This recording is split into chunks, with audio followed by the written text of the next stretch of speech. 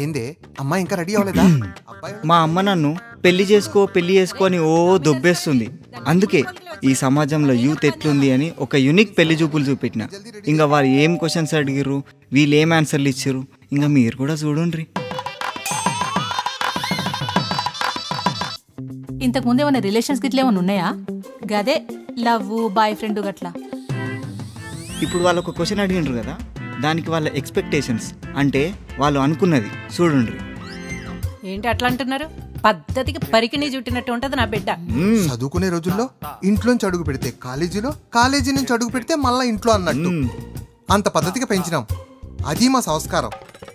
ఇంకా ఇప్పుడు రియాలిటీ అంటే జనరల్గా ప్రతి పెళ్లి చూపులో చెప్పేదే, అంటే అదే నిజమని కాదు చూడండి. మా అమ్మాయికి ఇంటర్లో ఉన్నప్పుడు ఒక బాయ్ ఫ్రెండ్ ఉండేటోడు. కొద్ది రోజులు వాడే వదిలేసిపోయిండు. కానీ మా అమ్మాయి ఎవరిని మోసం చేయలేదు. ఇంకా రాడ్ ఒరిజినాలిటీ అంటే అసలు నిజంగా జరిగింది ఏంది? రిలేషన్స్ అంటే ఇంటర్లో ఉన్నప్పుడు ఆటో డ్రైవర్తో లేచిపోయింది. 2-3 సార్లు కన్సీవ్ కూడా అయింది.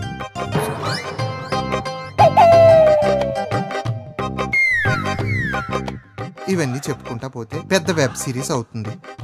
ఇవన్నీ పెళ్ళయ్యాక మ్యాన్షన్ హౌస్ లో కూర్చుని మాట్లాడుకుందాం.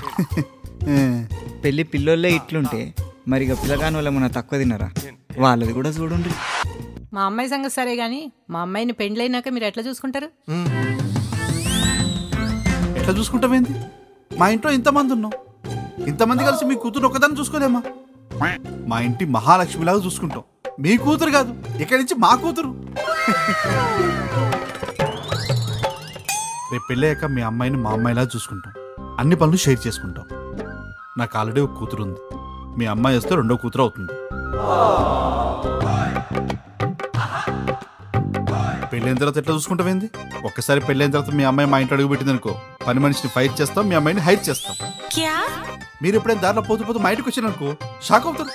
చూసింది పని మనిషినా మీ అమ్మాయిని అని చెప్పి. అట్లా చూసుకుంటాం. ఆ రేంజ్ లో ఉంటది మేము చూసుకోవడం.